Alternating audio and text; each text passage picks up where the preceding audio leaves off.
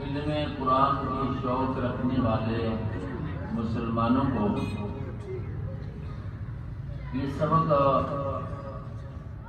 پڑھایا جاتا ہے اور قرآن کریم کو بیان کیا جاتا ہے، اور ایک خاص طرز کے مطابق یہ سبق ہوتا ہے۔ ویسے تو دینی مدارس میں سارا سال ہی جو تعلیمی سال ہوتا ہے، ایام ہوتے ہیں، قرآن کریم کا درس، قرآن کریم کا پڑھانا، ترجمہ، تفسیر علماء پڑھاتے ہیں اور نصاب بھی مقرر ہوتا ہے، لیکن جو انداز اور جو فوائد ان دنوں میں مخصوص انداز پڑھانے سے حاصل ہوتے ہیں، شائقین کو وہ اتنے دوسرے ایام میں نہیں ہوتے، اس لیے کہ سال کے دوران باقی اسباق ان کی طرف توجہ، اساتذہ کرام پڑھانے والے دوسرے اسباق پڑھاتے ہیں، ان کی اس طرف توجہ، لیکن یہ جو ایام ہوتے ہیں ان دنوں میں ایک یکسوئی کے ساتھ پڑھانے والا بھی اور پڑھنے والے بھی قرآن کریم کی طرف متوجہ ہوتے ہیں، تو اللہ تبارک و تعالی اس سے علمی لحاظ سے علوم قرآنیہ جو انسان پر کھولتے ہیں وہ وہی محسوس کرتے ہیں جنہوں نے اس شغل کو اختیار کیا ہوتا ہے، اور یہ ایک مخصوص طریقہ کار ہے جو قرآن پاک کی سمجھ آتا ہے۔ فہم قرآن، علوم قرآنیہ، اگرچہ اس کی کوئی انتہا تو ہے نہیں کہ یہ اللہ کا کلام ہے، لیکن اس مختصر سے وقت میں جو انداز اللہ رب العزت نے ہمارے اس سلسلہ کے بزرگوں کو عطا کیا ہے، اکثر علماء کرام کی رائے یہی نظر آتی ہے کہ یہ ایک الہامی طریقہ ہے، الہامی انداز ہے قرآن کریم کے سمجھانے کا، پڑھانے کا۔ ظاہر ہے کہ جو بات الہامی ہوتی ہے تو اس کے فوائد بھی کیا ہوتے ہیں، زیادہ ہوتے ہیں۔ ویسے تو خدمت قرآن یہ اللہ کا شکر ہے، اللہ نے اس امت کو یہ عطا کیا ہے، تو ہر دور میں ایسے ایسے افراد رہے ہیں جن کو اللہ رب العزت نے یہ سعادتیں نصیب فرمائی ہیں کہ انہوں نے خدمت کی ہے۔ تحریری انداز میں ایک آدمی دیکھے اگر اس دور میں کہ لائبریریوں کی لائبریریاں بھری ہوئی ہیں تفاسیر قرآن کے ساتھ، اور اللہ نے جس کو بھی توفیق دی ہے انہوں نے اس سمندر سے ایسے ایسے موتی امت کے سامنے رکھتے ہیں تشریحات کی صورت میں کہ انسان اس کو دیکھ کر یہ کہتا ہے کہ بس اسی نے ہی حد کر دی، لیکن جس وقت کسی دوسری تفسیر کے اوپر نظر پڑتی ہے تو بندہ کہتا ہے کہ کسی نے حد کر دی، اس لیے کہ یہ تو اللہ کا کلام ہے نا، اس کے اندر تو سمندر ہے، اور سمندر سے جتنے خزانے نکالے جائیں نکلتے رہتے ہیں وہ ختم نہیں ہوتے، تو بس قرآن بھی یہی ہے۔ یہ دونوں تفسیر کا جو انداز ہے اللہ کے احسان سے جو آپ حضرات شروع کر رہے ہیں، یہ ہمیں اپنے اکابر سے ملا ہے، اور اس میں خصوصیت کے ساتھ جس ہستی کا نام آتا ہے وہ ہیں حضرت مولانا حسین علی نور اللہ برکتہ۔ حضرات علماء دیوبند میں اللہ نے جو تفسیری خدمات ان سے لی ہیں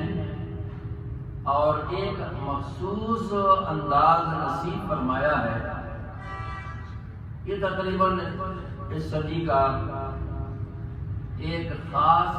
اس مسئلے میں اگر ان کو کہہ دیا جائے، جیسا کہ حضور پاک علیہ السلام کا وہ ارشاد ہے کہ اللہ ہر صدی میں ایک نہ ایک دین کی تجدید کے لیے کوئی نہ کوئی مجدد ضرور پیدا فرما دیتا ہے۔ جو شعبہ دین ہیں ان کے اندر وہ اللہ اس سے نکھار پیدا کروا دیتے ہیں، خدمت کروا دیتے ہیں۔ اگر اس بات کو دیکھا جائے تو سمجھ یہی آتی ہے کہ اللہ نے اس دور میں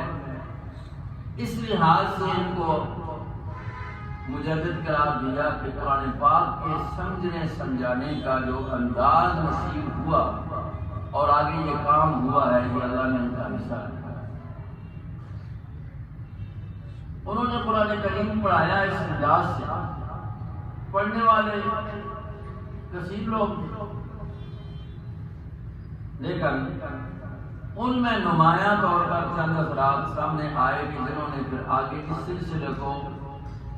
اور پھیلایا۔ ان میں شیخ القرآن حضرت مولانا غلام اللہ خان نور اللہ مرقدہ کا نام سرفہرست آتا ہے کہ جن سے استفادہ ایک تو اس پڑھنے کے انداز میں حضرات علماء کرام طلباء نظام نے لیا، ہر طبقے سے، یعنی کوئی زبان والا بھی، اردو ہے، پشتو ہے یا دوسری زبانیں ہیں، انہوں نے ایک درس لیا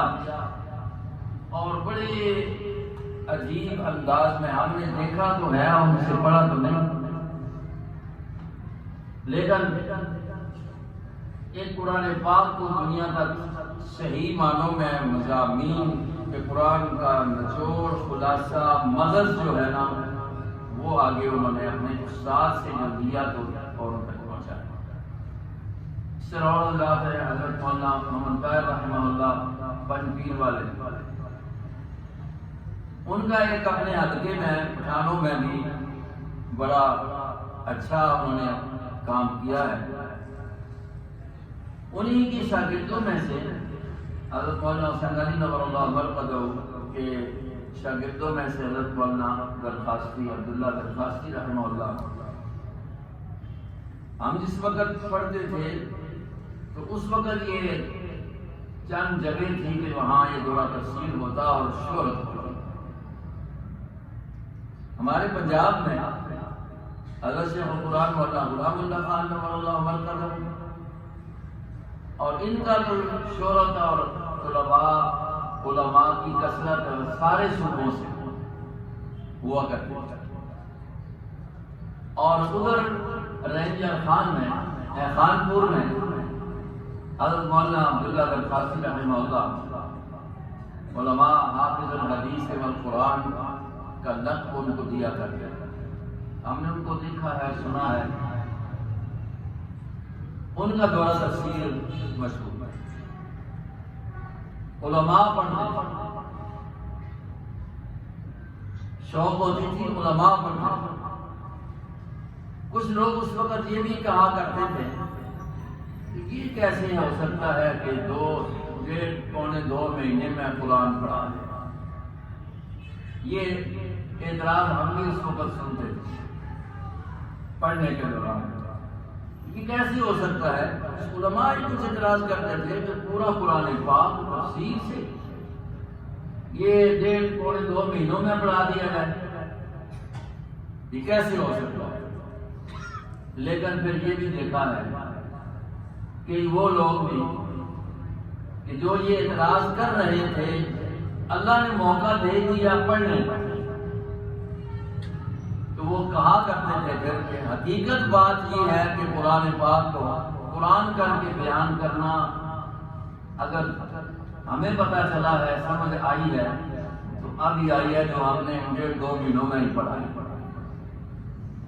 یہ حقیقت استاد محترم فرمایا کرتے تھے، اور ہمارے عذروں میں یوسف شاہ صاحب اکثر علماء جانتی ہیں، وہ پرانے بزرگوں میں ہیں، اور دوسرے حضرات بھی اس طرح، تو ان سے ہم نے سنا ہے کہ انہوں نے بھی حضرت سے تفسیر پڑھی تھی، اور قرآن مولانا غلام اللہ خان نور اللہ مرکزہ سے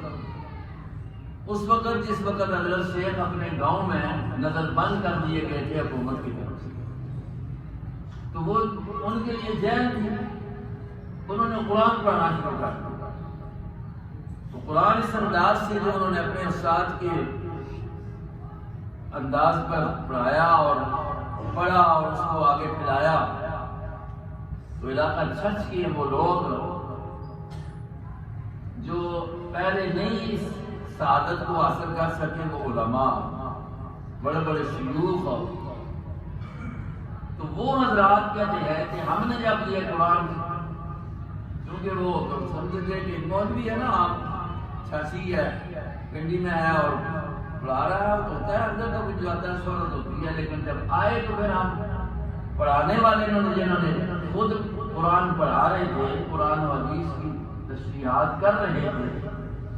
وہ خود کہتے ہیں کہ ہم نے جس وقت یہ انداز پڑھا تو ہمیں سمجھ آئی ہے کہ قرآن تو یہ ہے۔ یہ خوش نصیبی ہے کہ اس سلسلے کو جاری کیا جا رہا ہے، اور الحمدللہ اس کا فائدہ پڑھنے والے حضرات کو پتہ چلے گا۔ جس وقت جو قرآن کے اصول کے لیے آداب، قرآن پاک کے اصول کے لیے یہ ذہن میں ہونا کہ یہ کلام باری ہے، تو یہ تو اس خیال سے جب شوق سے پڑھا جائے گا تو دیکھیں گے کہ انشاءاللہ علماء بھی کوئی، اگر میں نے پنپیر میں ایک دفعہ گیا، مولانا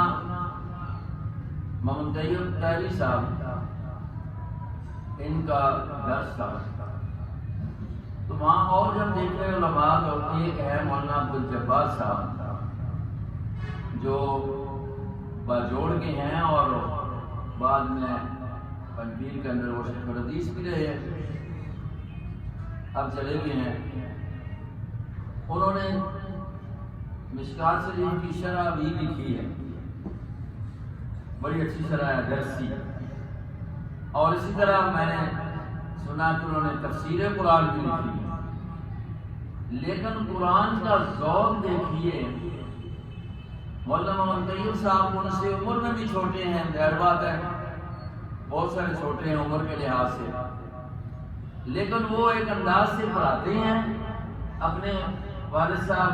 سے جو ان کو ملا تو اسی انداز کو اختیار کیا اور اچھا پڑھاتے ہیں۔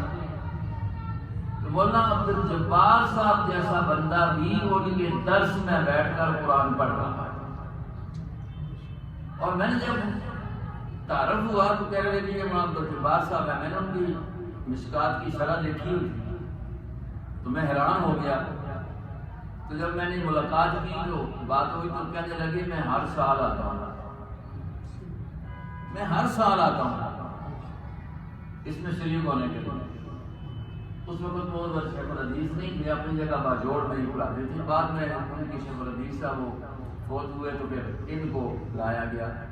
اب سنا ہے کہ وہ مفتی صاحب ہیں، جن صاحب وہ شیخ الحدیث ہیں، یہ چلے گئے اپنے علاقے میں۔ تو یہ قرآن کا ذوق ہم نے خود جو ہے نا کئی بار دورہ تفسیر پڑھا، اپنے استاد مولانا صابر رحمہ اللہ اور مولانا عبدالسلام رحمہ اللہ سے کئی بار، اور سال کے دوران تو ترجمہ جو ہوتا ہے وہ بھی ہے،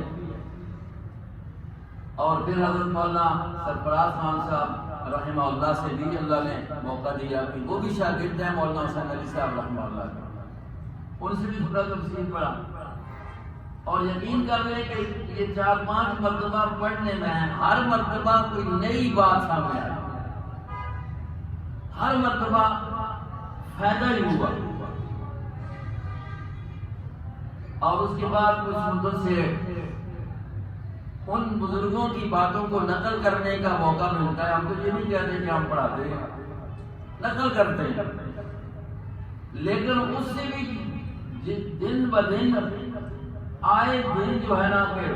فوائد ہی فوائد نظر آتے ہیں۔ بلکہ میں تو کہتا ہوں کہ یہ جب انسان ان چیزوں کو نقل کرتا ہے نا، بیان کرتا ہے، تو تب ہی تو زیادہ سمجھ آتی ہے۔ حضرات علماء کرام، نوجوان طبقہ بھی اگر یہ نہ رہے کہ ہم فارغ ہو چکے ہیں، ہم نے پڑھا ہے، درس نظامی پورا کر لیا ہے، اس میں ترجمہ بھی کورس کے لحاظ سے بھی پڑھا ہے، وفاق المدارس کا امتحان بھی پاس کیا ہے، تو اس سے نقصان ہوگا۔ یہ موقع نکال کر آپ اپنے اس سبق پہ اس کو سبق سمجھیں گے تو ایک استاد کی زبان سے نکلی ہوئی باتیں جو قرآن کریم کی تصریحات میں اس انداز سے ہے، انشاءاللہ آپ کے علم میں، علوم قرآنیہ میں بہت سارا اضافہ ہوگا، کیونکہ قرآن آیا کس لیے ہے؟ ہمارے جو دینی مدارس کا نظام ہے، یہ تو آپ حضرات سنتے رہتے ہیں کہ سارا اسی لیے ہے، یہ سارا کچھ پڑھایا جاتا ہے تاکہ قرآن کریم آ جائے، حدیث نبویہ آ جائے، اس لیے ہوتا ہے۔ تو وہ کتنا آتا ہے اس کورس کو مکمل کرنے کے بعد وہ آ بھی جاتا ہے۔ ہمارے کچھ سلسلے حضرات جو ارشاد القرآن سے منسلک ہے، ان کا ایک سلسلہ دوران سال بھی اجتماعی ترجمے کا ہوتا ہے، آپ یہاں بھی ہے، باقی دوسرے مدارس میں یہ نہیں ہے۔ جو کورس کے ہے کہ رابعہ کے لیے 10 پارے ہو گئے، ثالثہ کے لیے یہ 10 ہو گئے، پہلے دوسرے سال والوں کے لیے آخری 30 پارے کا 30واں پارا ہو گیا، یہ ضرور ہے۔ اس سے پہلے جو ہوتا تھا وہ تفسیر جلالین پڑھ لیا کرتے تھے، بزاوی کی کچھ حصہ پڑھ لیا کرتے تھے، یہی ہوتا تھا۔ لیکن اس سے کوئی بندہ کہے کہ میں پورے قرآن علوم سے واقف ہو گیا ہوں، یہ اس کی بہت بڑی کوتاہی ہوتا ہے۔ یہ جو انداز ہے ان حضرات کا دورہ تفسیر کے انداز ہے، ہم نے جو پڑھا ہے 2 انداز پڑھے، ایک ہی استاد کے شاگرد ہیں مولانا حضرت عبداللہ درخاصی رحمہ اللہ اور حضرت مولانا شیخ القرآن رحمہ اللہ۔ ہمارے استادوں نے مولانا عبدالسلام رحمہ اللہ اور مولانا صابر رحمہ اللہ نے ان دونوں سے ذرا تفسیر پڑھا ہے، تو ان دونوں کی طرز اصل تو چونکہ وہی مضامین اسی طرح بیان کرنے ہیں جو حضرت مولانا حسین علی صاحب سے، لیکن ایک ذہن ہوتا ہے قرآن کا نچوڑ انداز بیان کرنا، تو ہم جب پڑھتے ہیں یا پڑھاتے ہیں تھوڑا بہت آج کل نقل کرتے ہیں، تو یقین کریں کہ ہم سمجھتے ہیں کہ ایسا جو قرآن تو اصل ہے ہی یہ، اور پوری صورت کا نچوڑ سامنے رکھ دینا، یہ اس طرز کا ایک خاصہ ہے جو بڑی بڑی لمبی تفسیروں کے اندر بھی وہ بات رات دن مطالعہ لگاتار بھی کرے نا تو وہ نکالنی مشکل ہو جاتی ہے۔ تو یہ اس کا ایک خاص امتیاز ہے دورہ تفسیر ان حضرات کی طرز پر، انشاءاللہ جو یہاں بھی وہی طرز ہے اور اسی کے مطابق یہ کام ہوگا، کیوں قرآن زبان ہے عربی، اب عربی زبان ہے، ہم لوگ ہیں عجمی، تو قرآن کریم کو اس کو سمجھنے کی تو ضرورت ہے، کیوں قرآن جب آیا ہے تو اس کے لیے خود اللہ نے شارع مقرر کیا ہے محمد الرسول اللہ صلی اللہ علیہ وسلم۔ باوجود اس کے کہ جب قرآن آ رہا تھا،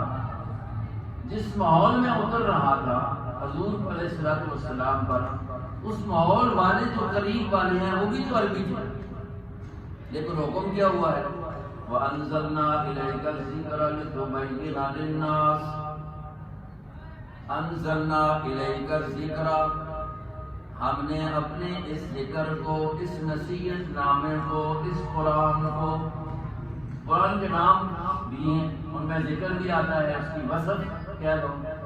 نام کہہ دو یا وصف کہہ دو، کچھ لوگوں نے نام شمار کی ہے، اس کہتے ہیں اس کی صفت ہے۔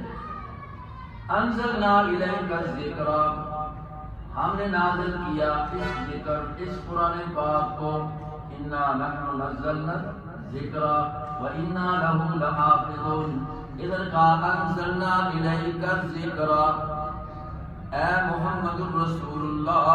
صلی اللہ علیہ وسلم، انزلنا الیک، ہم نے نازل کیا آپ کی طرف اس ذکر کو، کیوں کیا؟ لِتُبَيِّنَ لِلنَّاسِ، تاکہ تو لوگوں کے سامنے اس کی وضاحت کرے، بیان کرے۔ اب قرآن آیا کس کے لیے حضور کے پاس؟ کہ لوگوں کو بیان کر کے بتائے۔ اور سورہ قیامہ والی آیت کہ اِنَّا عَلَيْنَا بَيَانًا، بیان اس کا بھی، آپ کی زبان سے اس کا پڑھوانا بھی اور سینے میں جمع کرنا بھی، اور پھر اس کا آپ کی زبان سے بیان کروانا بھی۔ پتہ چلتا ہے پڑھنا اور ہے، بیان اور ہے۔ اِنَّا عَلَيْنَا بَيَانًا، ہمارے اوپر اس کا بیان ہے،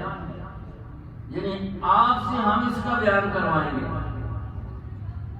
اس کے مضامین، تشریحات آپ کے دل و دماغ میں ہم ڈالیں گے، کیونکہ قرآن وہی ہے، اور یہ وہی کی وہ قسم ہے کہ جس میں الفاظ کا انتخاب بھی اللہ کی طرف سے، اور معانی اور مفاہیم کا انتخاب بھی اللہ کی طرف سے، وہ نبی پاک علیہ السلام کو بتایا۔ تو وہ معنی اور مفاہیم کیا ہیں؟ حدیث نبی، وہی غیر مطلوب۔ ان علینا بیان، تو انزلنا الیک الذکر لتبین للناس، تاکہ آپ لوگوں کے سامنے بیان کریں۔ اور لوگوں کے لیے ایک جگہ پر کیا آتا ہے؟ ہم نے قرآن اتارا لوگوں کے لیے، لیتدبروا فیہ، تاکہ وہ اس میں کیا کریں؟ تدبر کریں۔ مبین، بیان کرنے والا بھی کوئی ہو، اوروں کو چاہیے کہ اس میں تدبر کریں۔ ان کے سامنے جب بیان آئے گا تو تدبر کریں گے، سمجھیں گے، فہم حاصل کریں۔ قرآن اس لیے آیا۔ تو یہ جو دورے کا ایک عنوان دیا جاتا ہے، ترجمہ قرآن ہوگا، دورہ تفسیر ہوگا، جو عنوان ہو، مقصود اس میں یہی ہوتا ہے کہ جو اللہ رب العزت نے ذمہ داری نبی پاک علیہ السلام کی بتائی ہے کہ نزول قرآن کا مقصد یہ ہے کہ لتبین للناس، لوگوں تک اس کو پہنچاؤ۔ تو اب یہ لوگوں تک پہنچانا جبکہ نبی کا کام تھا، اور نبی کے وارث کون ہیں؟ علماء۔ تو پھر اصل وراثت جو ہے وہ سنبھالے گا وہی نا کہ جو وہ کام کرے۔ بیان نبی کا کام ہے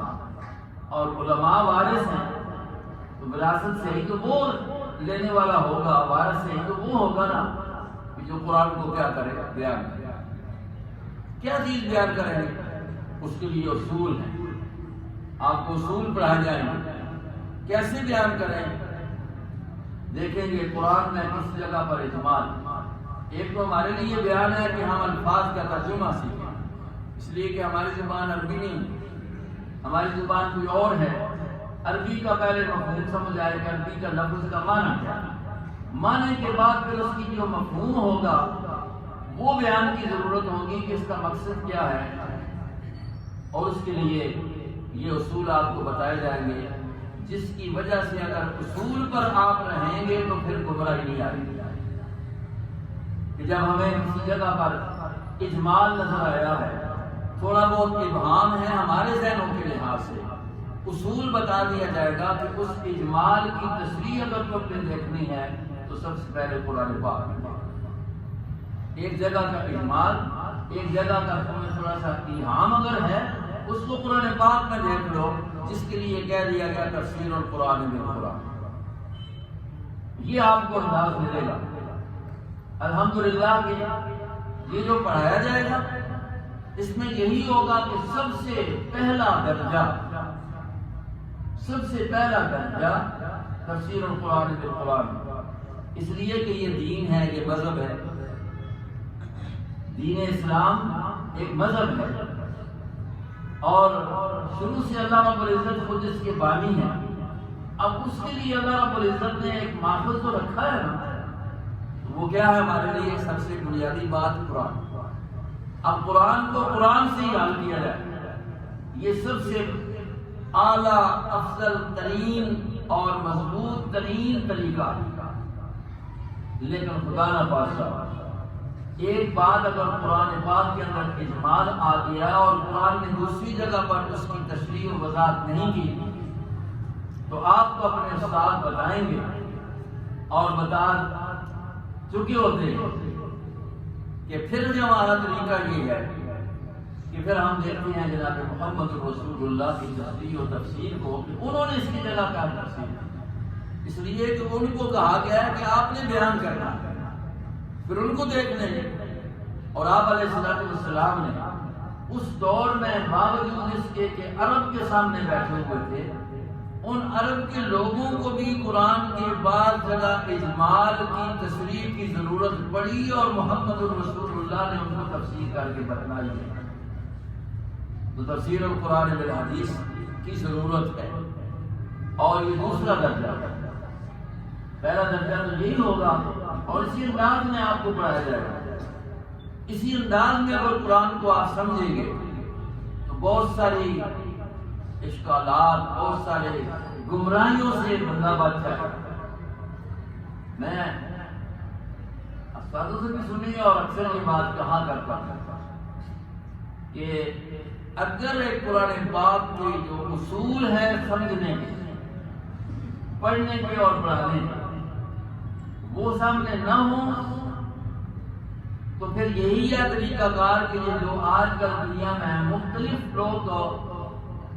غلط مذاہب کو لے کر بیٹھے ہیں اور نام وہ بھی قرآن کا لیتے ہیں، اور لوگوں کو جب پرکھ نہیں ہوتی، جس بندے کو پرکھ ہے کہ ہم نے قرآن کا معنی، قرآن کی تفسیر کہاں سے لینی ہے،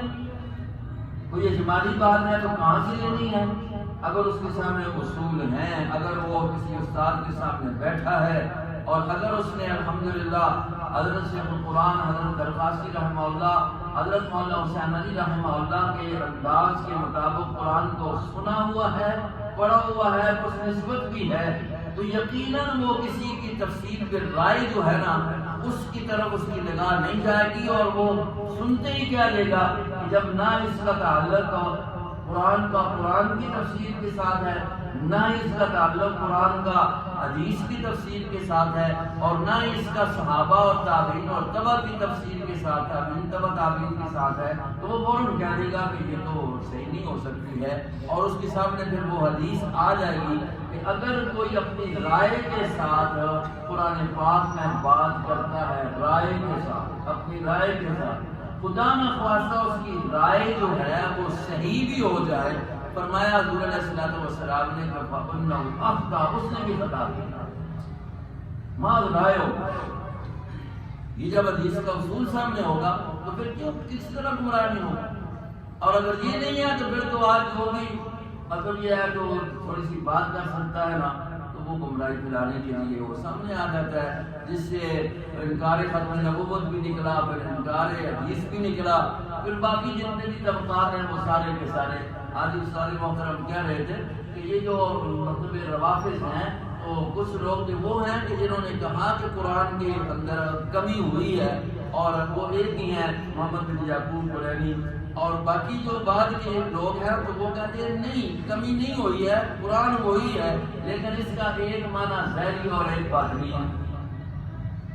ایک معنی ظاہری اور باطن، ظاہر جدا ہے اور باطن جدا ہے۔ اب باطن وہ معنی اپنے طور پر کرتے ہیں اور اس میں وہ گمراہی اور گمراہ عقائد جو ہے وہ داخل کرتے ہیں، انہوں نے اصول یہ بنا دیا۔ تو یہ جو بات ہے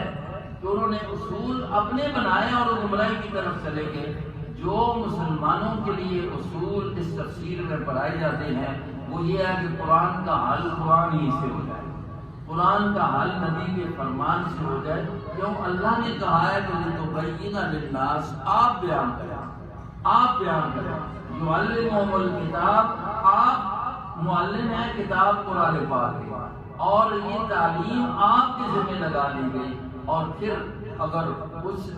اس میں بھی کہیں ابہام رہ گیا، اجمال رہ گیا ہماری عقلوں کے لحاظ سے، ہماری سمجھ کے لحاظ سے، تو جو سب سے اول فیض یافتہ حضور نبی پاک صلی اللہ علیہ وسلم سے جنہوں نے تبیین قرآن کروا دی، تھوڑی سی سمجھ نہیں آئی فوراً پوچھ لیا، تھوڑی سی سمجھ نہیں آئی فوراً پوچھ لیا، الذین آمنوا ولم یلبسوا ایمانہم بظلم۔ جب یہ آیت اتری حدیث کی کتابوں میں موجود ہے، حضرات صحابہ اکرام کہنے لگے یا رسول اللہ یہ تو کون ہو سکتا ہے، یہ کوئی نہ کوئی ظلم تو ہر ایک کر دیتا ہے، اور ظلم کی تعریف سامنے تھی کہ وضع الشیء علی غیر محل۔ اب ظلم یہ بھی ظلم ہے، کسی کو ویسے ایک دفعہ مار دینا یہ بھی ظلم ہے، گالی دے دینا یہ بھی تو ظلم ہے، گناہ کبیرہ کرو یہ بھی ظلم ہے، صغیرہ پر بھی ظلم کا اطلاق آ جاتا ہے۔ تو اب جب ان کو یہ شبہ پڑا نا، باوجود اس کے کہ عربی ہیں،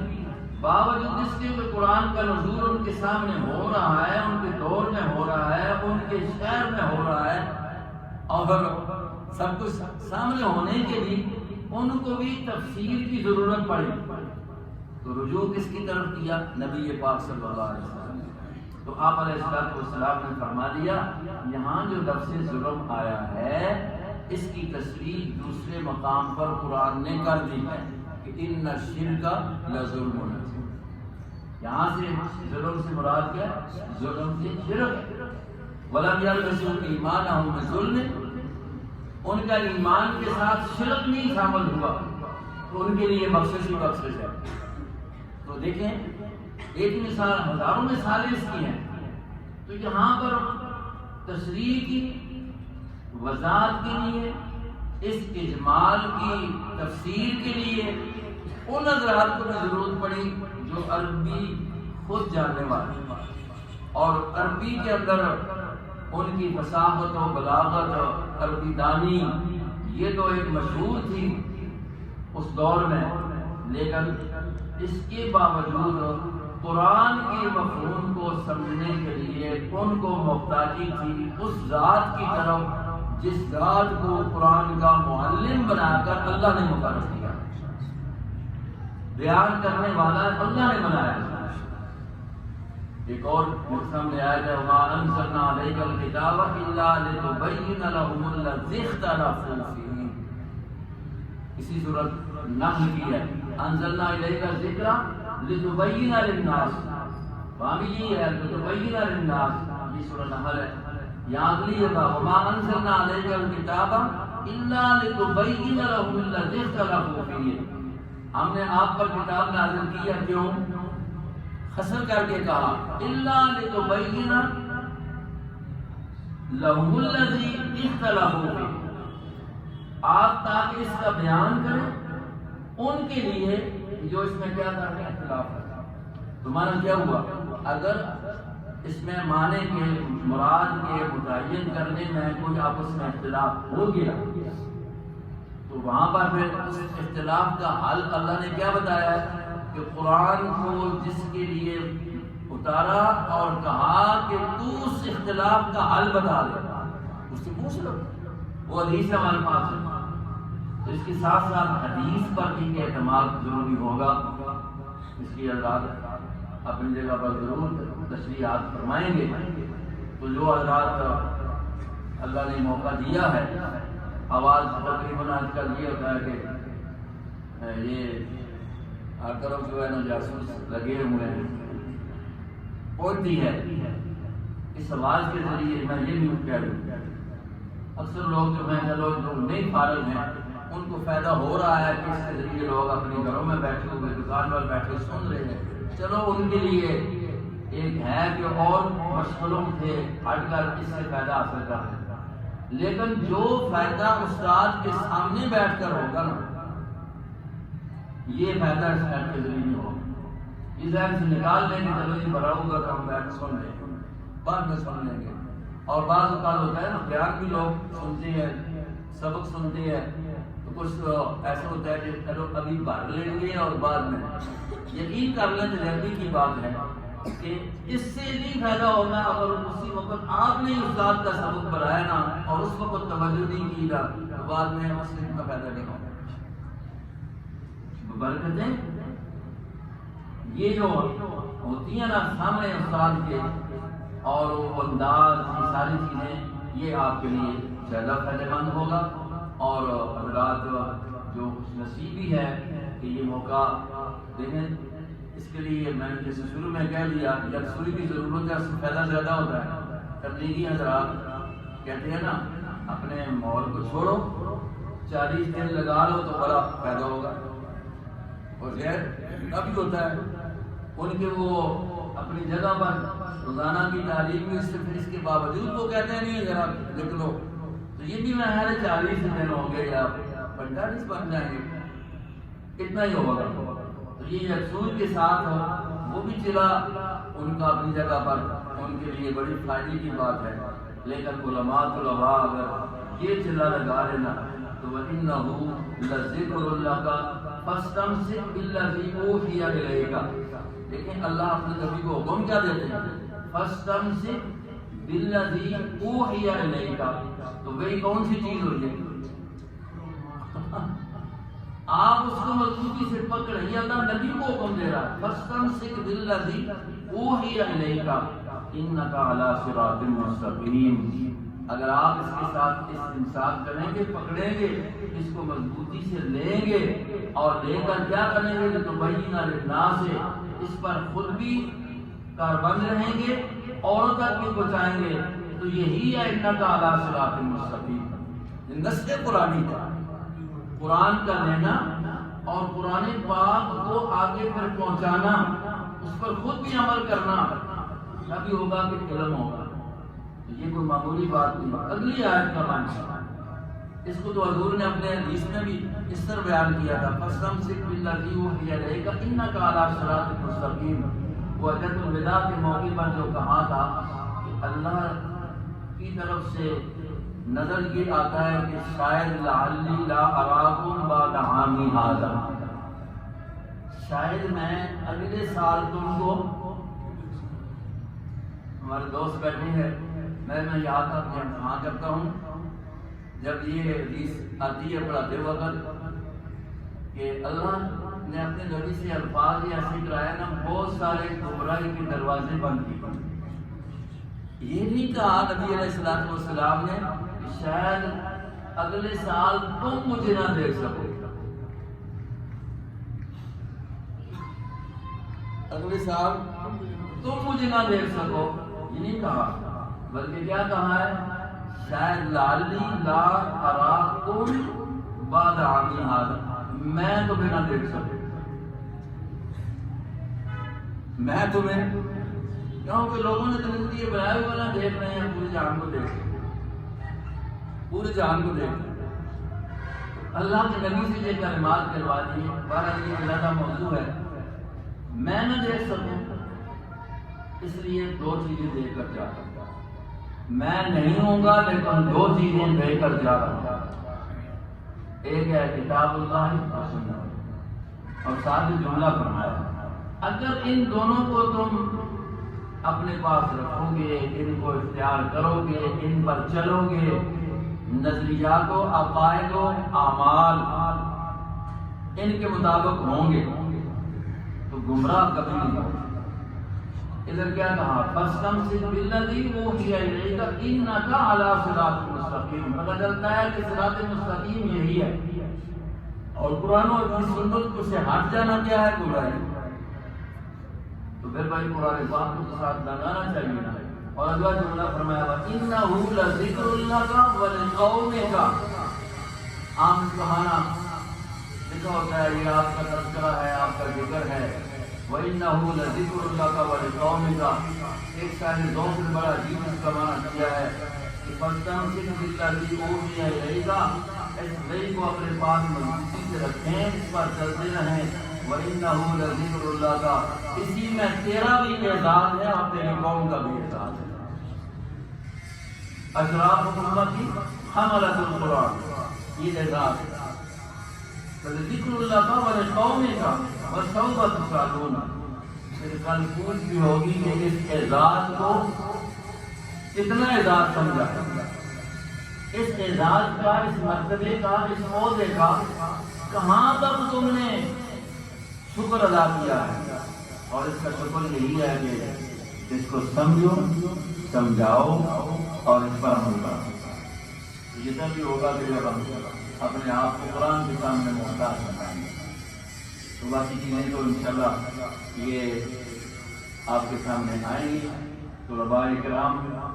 اور دوسرے حضرات بھی اگر شریک ہوں، ہم نے دورہ تفسیر میں ان لوگوں کو بھی دیکھا ہے، اب بھی اور دنوں میں جاتا ہوں کبھی کے بعد 3 دن کے لیے پڑھانے کے لیے دوسرے کو اس بات، تو وہاں پر ایک سلسلہ حسین کے دور کا تو اپنا تھا، لیکن اس میں اب بھی تقریباً چند بندے ایسے نظر آتے ہیں بالکل بوڑھے گھرباری سے لوگ ہیں، اور وہ بھی آ کر پڑھ رہے ہوتے ہیں، کچھ لکھ رہے ہوتے ہیں۔ آج صبح اپنے مدرسے میں بھی میں نے یہ بات کہی ہے اللہ کے لبا کو، میں نے کہا جو آ رہے ہو قلم دو ہاتھ ساتھ رکھیں، اپنے ہاتھ سے لکھیں۔ قرآن کل کچھ نکات لکھے ہوئے آگے ہیں، لیکن آپ جو اپنے استاد کی بات اشارہ لکھیں گے نا تو وہ آپ کو زندگی بھر کام ہے، اس سے توجہ بھی ہوگی اور یاد بھی رہے۔ یہ آپ کچھ باتیں نوٹ کریں گے، انشاءاللہ اس سے بڑا فائدہ ہوگا۔ تو یہ سمجھیں کہ یہ آپ کا ضلع اتنا کرامت ہوگا نا، جتنے پورے 8 سال جو ہے نا اتنے کرامت نہیں بنتے جتنا کہ یہ ایک ضلع اس قرآن پاک کو صرف یکسوئی کے ساتھ آپ دیں گے، تو اس طرز کو آپ سمجھیں گے تو انشاءاللہ اس کا بڑا فائدہ ہوگا۔ اللہ تبارک و تعالی ہم سب کو فہم قرآن نصیب کرے۔ یہ یقین کر رہے ہیں کہ میں تقریباً سالوں کے ساتھ یہ تھوڑا موٹا سلسلہ چلتا رہتا تھا، وہ دونوں بڑے بھی موجود تھے اس وقت بھی اور اس کے بعد بھی، تقریباً کچھ چند سپارے پڑھانے کا، سنانے کا، پڑھانے تو پھر لفظ آ جاتا ہے، سنانے کا موقع ملتا رہا، لیکن جب بھی اب دیکھتے ہیں نا تو پھر بات ہوتی ہے کہ یہ پتہ نہیں آتا ہی ہے، میری بات سامنے آتا ہے۔ آپ جتنا اس میں اپنا وقت دیں گے نا بہت اچھے مضامین ہیں، آپ کو تفاسیر دیکھنے میں کوئی خدشہ نہیں ہوگا۔ آپ پھر اردو دیکھیں، عربی دیکھیں، اب تو الحمدللہ اردو میں تراجم آتے ہیں، حضرات بیٹھے ہیں، اگر ایک عالم علماء مطالعہ کرے نا اردو کی تفسیر حضرت ثانوی رحمہ اللہ کی بیان القرآن، اس میں انہوں نے جتنا اختصار ہے اور جس طرح قرآن پاک خود ایک بہت ہی اصولی طور پر مضبوط بات ذکر کرتا ہے، تشریح اس کی بہت لمبی ہو سکتی ہے، اس میں بھی انہوں نے علمی لحاظ سے بہت، اور ساتھ ساتھ جہاں مسائل ہیں، توحید ہے، رسالت ہے، قیامت ہے، جو اصل قرآن پاک کے مضمون اور دعوی ہیں، ان کے ساتھ ساتھ مسائل سلوک بھی جو اس سے بیان کرتے ہیں۔ تو اگر ایک عالم اس دور میں کہتا ہوں کہ اگر اس بیان القرآن کو بھی صحیح سمجھ جائے تو بہت علمی لحاظ سے عربی تفاسیر تو وہ مطلب دور کی بات ہے نا، دور ایسا آ گیا ہے، ابھی کا سلمان سب کہہ رہے تھے کہ اب علم جو ہے وہ کتابی ہو گیا ہے، صدری کم ہو رہا ہے، میں بہت کچھ آ گیا، لیکن ضرورت اس کی یہ ہے کہ اپنے استاد سے آپ کو جو ملے گا انشاءاللہ اس میں بہت اچھی رہنمائی ہوگی، اور تفسیر کرنے میں قرآن و حدیث کے معنی کے سمجھنے میں آپ پھر ٹھوکر نہیں کھائیں گے، اور پھر کوئی غلط نظریات نہیں اختیار کریں گے، اور نہ ہی غلط نظریات والوں کی تفاسیر سے پھر آپ متاثر ہوں گے۔ آج یہ ہوتا ہے کہ کہیں فلاں نے یہ کیا کمال کر کے رکھ دیا ہے، تو اصول اپنے آپ رکھیں تو انشاءاللہ اللہ تبارک و تعالیٰ ہر اچھائی نصیب فرمائے گا۔ بس آخر میں اتنا ہی ہے کہ اللہ ان سلسلوں کو ہمیں ہمیشہ قائم رکھنے کی توفیق نصیب فرمائے۔ یہاں بھی یہ حضرات علماء نے یہ اپنے اساتذہ کی دعاؤں سے یہ سلسلہ شروع کیا ہے، اللہ رب العزت ترقیاں نصیب فرمائے اور اخلاص سے اس کام کو کرنے کی توفیق نصیب فرمائے۔ انشاءاللہ اس کے فوائد دور دراز تک ہوں گے، اور اگر کچھ بھی نہ ہونا جو سامنے بیٹھے یا خود میں بندہ کر رہا ہوتا ہے نا، جو اس کے ہوتے ہیں یقیناً وہ انسان اس کا تصور بھی نہیں کر سکتا کہ کتنے فوائد۔ اللہ رب العزت اس کو قبول فرمائے۔ اور سارے محترم ابھی کہہ رہے تھے کہ ہم تو ناقل ہیں، ہم کرتے ہیں بعد، اللہ صحیح مفہوم بیان کرنا اور اس کا سمجھنا نصیب فرمائے۔ کمی کوتاہی ہو تو اللہ سے معافی ہے، کہ چونکہ یہ کلام باری تعالیٰ ہے، اس کا جو اصل مدعا ہے اس میں اللہ ہمیں توفیق دے کہ ہم اچھی ہی بات اس کے مفہوم کو صحیح انداز سے اپنی زبان سے بیان کر سکیں، اور اگر کوئی کمی کوتاہی ہے تو اللہ اس سے ہمیں معاف فرما دے اور توفیق دے دے کہ ہم اس کمی کو دور کر سکیں۔ وما علینا الا البلاغ۔